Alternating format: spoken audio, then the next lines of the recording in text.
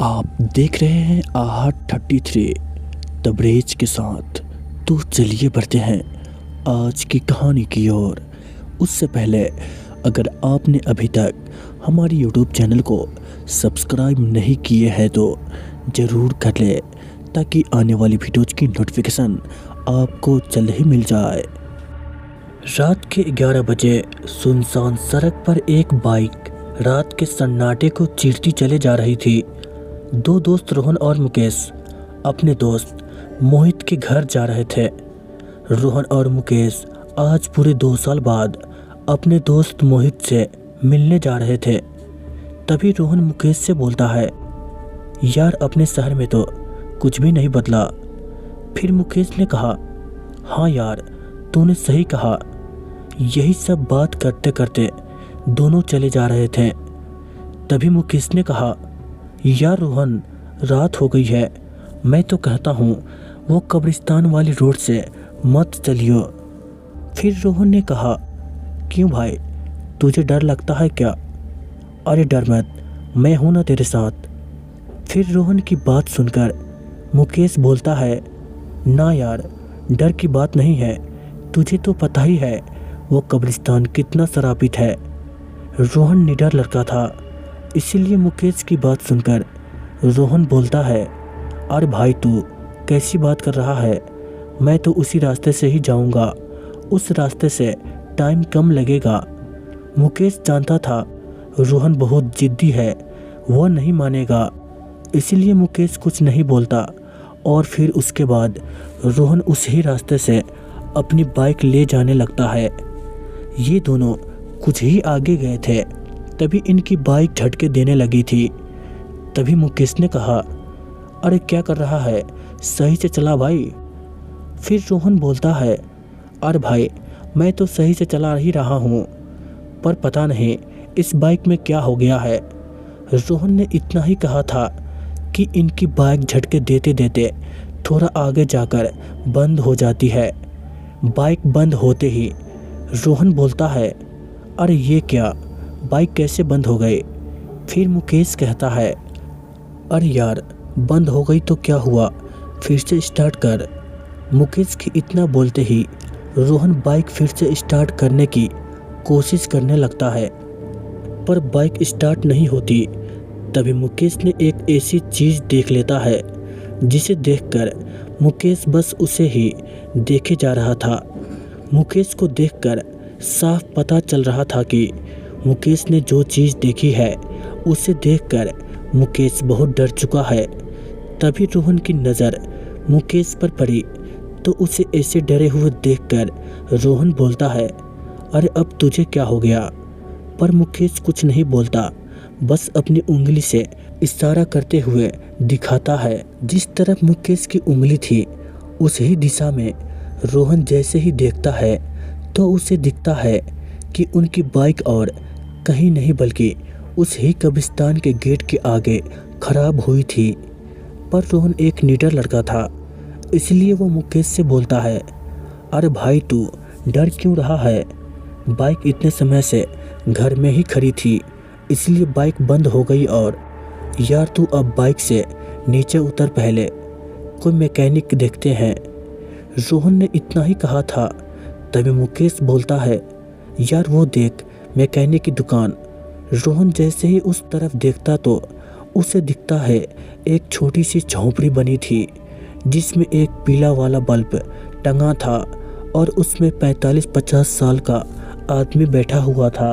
फिर उसके बाद वो दोनों अपनी बाइक उस मैकेनिक के पास ले जाते हैं और रोहन बोलता है, अरे काका देखना तो हमारी बाइक अचानक बंद हो गई, देखना तो इसमें क्या हो गया है। रोहन की बात सुनकर वो मैकेनिक उनकी तरफ देखता है और बोलता है, अच्छा बेटा तुम कुछ देर यहीं बैठो, मैं अभी देखता हूँ इसमें क्या हुआ है। इतना बोलकर वो आदमी बाइक ठीक करने लगता है और रोहन और मुकेश अभी वहाँ बैठे ही थे। तभी रोहन बोलता है, यार तू यही बैठ, मैं अभी एक नंबर करके आया।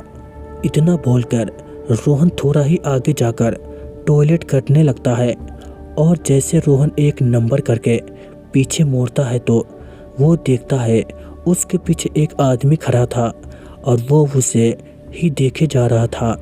रोहन को ये देखकर बड़ा अजीब लगता है, पर तभी वो आदमी उससे बोलता है, वो जो लड़का जो वहाँ बैठा है वो तुम्हारा दोस्त ना है। फिर रोहन जवाब देते हुए बोलता है, हाँ है तो। फिर वो आदमी बोलता है, पर तुम्हारा वो दोस्त उस फटी हुई और बंद झोंपड़ी के पास बैठकर क्या कर रहा है। रोहन उसकी बात सुनकर बोलता है, बंद झोपड़ी? अरे! इतना बोलकर रोहन पीछे मुड़ता है, चुप हो जाता है, क्योंकि वो देखता है जो मैकेनिक अभी उनकी बाइक ठीक कर रहा था वो अब वहाँ नहीं है और उसकी दुकान भी बंद थी और मुकेश अभी भी वहीं बैठा था। ये देखकर रोहन बोलता है, ये मैकेनिक इतना जल्दी कहाँ गया और इसने अपनी दुकान भी इतनी जल्दी कैसे बंद कर दी। इतना बोलकर रोहन जैसे ही पीछे मुड़ता है तो वो देखता है जो आदमी अभी तक उसके पास खड़ा था वो आदमी भी अब वहाँ नहीं था। उस आदमी को वहाँ ना देखकर रोहन बड़ी ही हैरानी के साथ बोलता है, अरे ये आदमी कहाँ गया? अभी तो यही था। रोहन वैसे तो कभी डरता नहीं था, पर आज जो कुछ भी उसने अभी देखा तो उसे देखकर अब वो भी डरने लगा था। फिर उसके बाद रोहन बिना टाइम गंवाए मुकेश के पास जाता है और बोलता है, भाई उठ, जल्दी उठ और अभी यहाँ से चल। फिर मुकेश बोलता है, पर क्यों भाई, गाड़ी तो अभी ठीक ही नहीं हुई। मुकेश के इतना बोलने के तुरंत बाद एक आवाज़ और आती है, अरे क्या हुआ बेटा, आपकी बाइक बस ठीक होने ही वाली है। ये और किसी की आवाज़ नहीं बल्कि उसी मैकेनिक की आवाज़ थी। रोहन जैसे ही अपना सर ऊपर करके देखता है तो उसे दिखता है वो मैकेनिक वहीं खड़ा था और उसकी दुकान भी खुली हुई थी। रोहन यही सोच रहा था कि ये कैसे हो सकता है, अभी तो यहाँ कोई नहीं था, ये सब हो क्या रहा है। यही सब रोहन सोच ही रहा था। तभी मुकेश बोलता है, अरे तुझे हुआ क्या, तू बोलेगा भी कुछ। पर रोहन यही सोच रहा था मुकेश को कैसे बताऊं कि उसके पिछले 10 मिनट में उसके साथ क्या क्या हुआ। पर थोड़ा सोचने के बाद रोहन बोलता है, मुकेश तू मेरे साथ 1 मिनट के लिए थोड़ा इधर तो आ। इतना बोलकर रोहन मुकेश को थोड़ा साइड में ले जाता है और बोलता है, यार मुकेश, ये जो मैकेनिक है ये मुझे लगता है कि भूत है। मुकेश रोहन की बात सुनकर हंसने लगता है और हंसते हुए ही कहता है, माना मैं भूत से डरता पर इतना भी नहीं कि तू जो कुछ भी बोले मैं उसको मान लूँ। चल अब मजाक बंद कर और चल अब गाड़ी के पास ही बैठते हैं। फिर रोहन बोलता है, रुक भाई। फिर उसके बाद रोहन उसे सारी बात बताता है जो उसके साथ पिछले 10 मिनट में हुई थी। फिर मुकेश रोहन की बात सुनकर बोलता है, यार तुझे कोई वहम हुआ होगा। इतना बोलकर वो वापस गाड़ी के पास जाने लगता है। मुकेश ने रोहन की बात को मजाक में ले लिया था, इसीलिए वो दोनों वहीं अपनी गाड़ी के पास ही बैठ जाते हैं। पर तभी वो मैकेनिक अपनी गंभीर आवाज़ में बोलता है, बाबू साहब, क्या आपने ये अभी तक ये नहीं सोचा, एक सुनसान सड़क पर है और आसपास कोई दुकान नहीं है, बस कब्रिस्तान के गेट के सामने एक मैकेनिक की दुकान है और बगल में जंगल भी है। और उसने तभी भी रात के 12 बजे तक अपनी बाइक दुकान खुली है। वो दोनों कुछ नहीं बोलते, बस एक दूसरे को देखते हैं और उस मैकेनिक की बात सुनते रहते हैं। फिर वो मैकेनिक अपनी बात को जारी रखते हुए कहता है, मैं आपकी बाइक ठीक तो कर दूंगा पर उसके मैं कोई पैसे नहीं लूँगा। फिर मुकेश ने झिझकते हुए कहा, पर क्यों? फिर वो मैकेनिक मुस्कुराते हुए बोला, मैं पैसे नहीं लेता और मुझे पैसे भी नहीं चाहिए, मुझे तुम दोनों की जान चाहिए। ये सुनकर दोनों हक्के बक्के रह गए और दोनों अब ना आओ देखते ना तो दोनों वहाँ से तुरंत उठ के भागने लगते हैं। दोनों लगातार भागे ही जा रहे थे पर वो कब्रिस्तान की दीवार पार नहीं कर पा रहे थे, यानी वो कब्रिस्तान से आगे नहीं जा पा रहे थे। दोनों को अब भागते भागते लगभग आधा घंटा हो गया था और दोनों की सांस भी फूलने लगी थी। पर तभी दोनों अचानक रुक जाते हैं और वो दोनों देखते हैं आगे उस ही मैकेनिक की दुकान थी और वही कब्रिस्तान का गेट था। यानी वो दोनों भागते भागते वहीं वापस आ गए थे।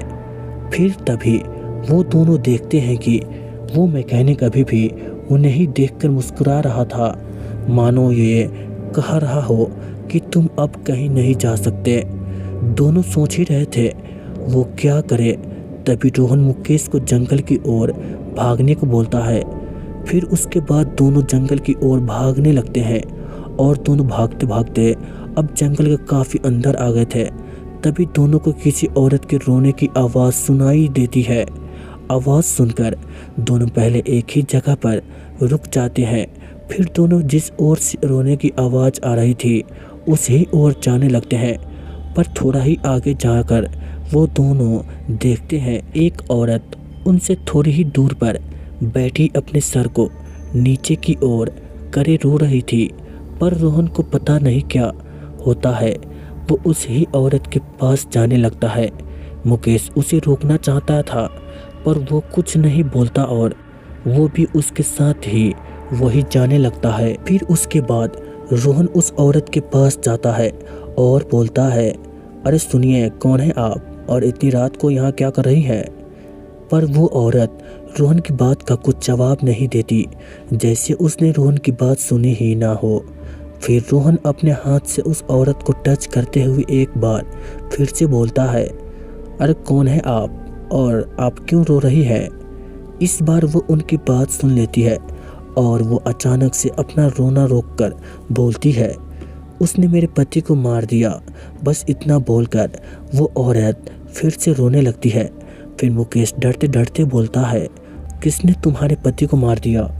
फिर वो औरत अपनी गंभीर आवाज़ में बोलती है, उसने मेरे पति से अपनी गाड़ी ठीक कराई और जब मेरे पति ने उससे पैसे मांगे तो उसने मेरे पति को मार दिया। और इतना बोलकर वो औरत चुप हो जाती है।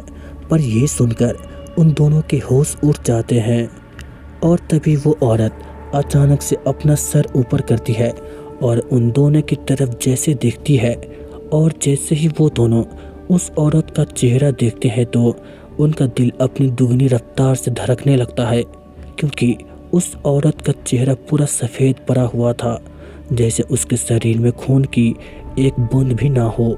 फिर वो औरत इन दोनों की तरफ देखती और बोलती है, अब तुमने हमसे अपनी बाइक ठीक कराई है, अब तुम्हें मरना होगा, क्योंकि तुम भी पैसे नहीं देते और मेरे पति को मार देते। दोनों जैसे ये सुनते हैं तो उनके अंदर डर की एक लहर सी चलने लगती है, इसलिए तुरंत अपना हाथ जोड़ते हैं और विनती के सुर में बोलते हैं, हमें जाने दो, हम तो पैसे देने ही वाले थे, हमें जाने दो। तभी उनके पीछे से एक आवाज़ आती है, बाइक ठीक हो गई है बाबू साहब। आवाज़ सुनकर दोनों जैसे ही अपने पीछे देखते हैं तो वो मैकेनिक उनके पीछे ही खड़ा था और वो मैकेनिक फिर से बोलता है, आपकी बाइक ठीक हो गई। उसके इतना बोलने के बाद रोहन और मुकेश रोते हुए बोलते हैं, हमें जाने दो, हमने कुछ नहीं करा, हमें जाने दो। पर उनकी बात सुनकर वो मैकेनिक बोलता है, कुछ करने के लिए तुम बचोगे कब? इतना बोलकर वो उनके पास आने लगता है और वो जितना पास जा रहा था वो मैकेनिक उतना ही भयंकर होते जा रहा था। यानी उसका चेहरा सफ़ेद हो गया था और उसकी एक आंख से खून आने लगा था। और तभी उस औरत के रोने की आवाज़ भी बढ़ने लगी है। उसकी आवाज़ इतनी तेज हो रही थी कि अब रोहन और मुकेश के कान में चुभ रही थी और देखते ही देखते रोहन और मुकेश के कान से खून आने लगा था। फिर उसके बाद मैकेनिक भी उनके एकदम पास आ जाता है, पर वो दोनों कुछ नहीं कर पा रहे थे। उन दोनों को ऐसा लग रहा था जैसे उनके ऊपर लाखों चींटियां छोड़ दी हो और वो सब चींटियां एक साथ उन्हें काट रही हो। वो दोनों कुछ कर पाते उससे पहले ही उस मैकेनिक ने रोहन की दोनों आंखें निकाल ली थी। रोहन ने दर्द से तड़प तड़प कर वही मुकेश के सामने ही अपना दम तोड़ दिया। पर मुकेश कुछ नहीं कर पा रहा था और तभी वो मैकेनिक उसके ही तरफ देखने लगा और देखते ही देखते मैकेनिक ने उसे मुकेश की भी दोनों आंखें निकाल दी और मुकेश ने भी यही तड़प तड़प कर अपना दम तोड़ देता है। कहते हैं आज भी उस कब्रिस्तान के गेट के आगे वही मैकेनिक रात को अपनी बाइक दुकान खोलता है और वो अभी भी गाड़ी ठीक करने के पैसे भी नहीं लेता। कि आपको भी अपनी गाड़ी फ्री में ठीक करानी है? तो दोस्तों ये कहानी बस इतना ही। तो चलिए मिलते हैं एक और खौफनाक कहानी में। तब तक के लिए बाय एंड टेक केयर।